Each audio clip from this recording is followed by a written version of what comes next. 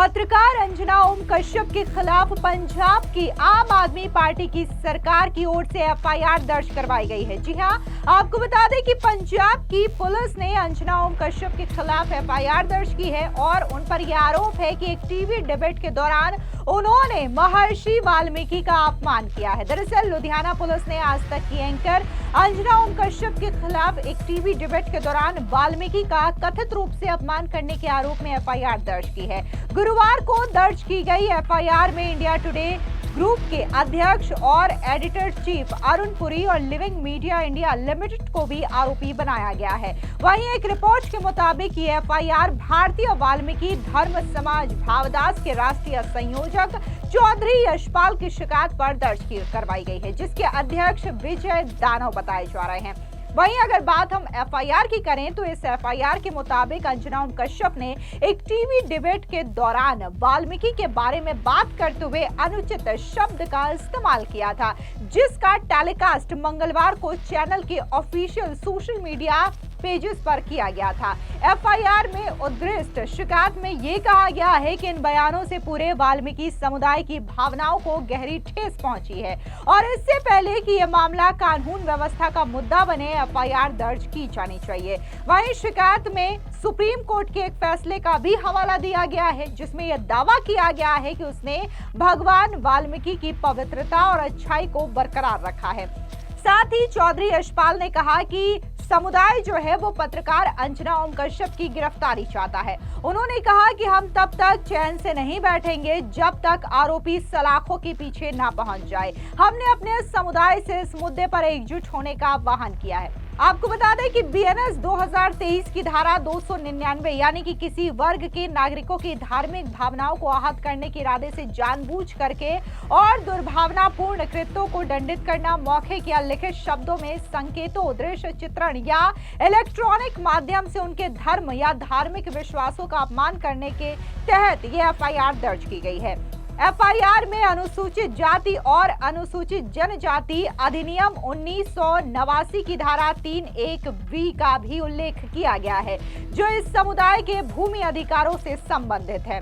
आपको बता दें कि महर्षि वाल्मीकि एक प्रख्यात कवि थे जिन्होंने रामायण की रचना की थी। उन्हें आदि कवि यानी प्रथम कवि भी कहा जाता है। उनके अनुयायियों को वाल्मीकि कहा जाता है और वे प्रमुख दलित समुदाय में गिने जाते हैं। शिकायत अंजना ओम कश्यप के मंगलवार 7 अक्टूबर को प्रसारित ब्लैक एंड व्हाइट शो से संबंधित है, जिसमें हाल ही के एक वकील द्वारा भारत के मुख्य न्यायाधीश BR गवई पर जूता फेंकने की कोशिश वाली घटना पर चर्चा की गई थी। अपने शो में जो अभी भी YouTube पर उपलब्ध है, अंजना ओम कश्यप ने महर्षि वाल्मीकि का भी जिक्र किया और कहती हैं कि उनका असली नाम रत्नाकर था और उन्होंने अपने जीवन के शुरुआती दिनों में लोगों को लूटकर पैसा कमाया था। वो ये भी कहती हैं कि नारद मुनि से मिलने के बाद वाल्मीकि का हृदय परिवर्तन हुआ और वे भगवान राम के भक्त बन गए। वे कहती हैं कि इस कहानी ने एक महत्वपूर्ण सबक सिखाया कि आत्म साक्षर और आत्मनिरीक्षण का एक क्षण भी सबसे बुरे प्राणी का जीवन बदल सकता है। हालांकि यशपाल का कहना है कि वाल्मीकि के जीवन से जुड़ी कहानियां ऐतिहासिक रूप से सत्य नहीं है। उन्होंने कहा कि महापुरुषों के जीवन से जुड़ी कितनी ही कहानियां लोक कथाओं का हिस्सा बन जाती हैं, इसमें सच होने का कोई प्रमाण नहीं है। पत्रकार को उस व्यक्ति के बारे में एक बेबुनियाद कहानी सुनाने की क्या आवश्यकता थी जिसे हम अपना भगवान मानते हैं। उल्लेखनीय है कि इससे पहले सितंबर महीने में लखनऊ की एक अदालत ने अंजना ओम कश्यप के खिलाफ मामला दर्ज करने का आदेश भी दिया था।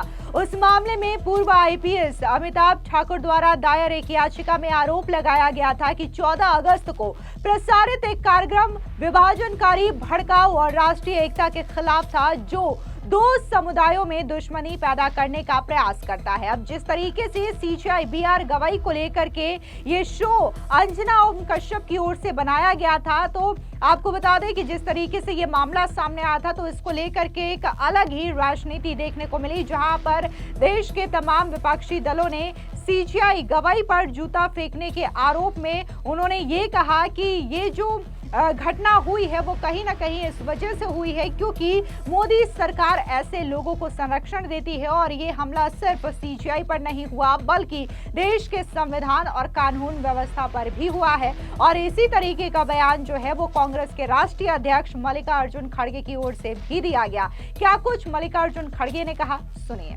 जो वकील अपने आप को कहता है वो वकील के विचारधारा ही अगर ऐसी है, क्या है विचारधारा? उसकी विचारधारा ये है कि जो मनुष्य को मनुष्य नहीं मानना चाहिए और महिलाओं को जो आज के जमाने में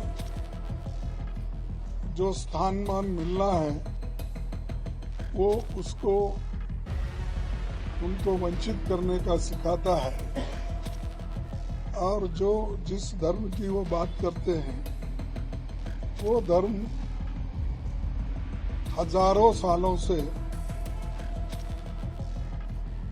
भारतीय पूरे मानव को गुलामी में रखा है।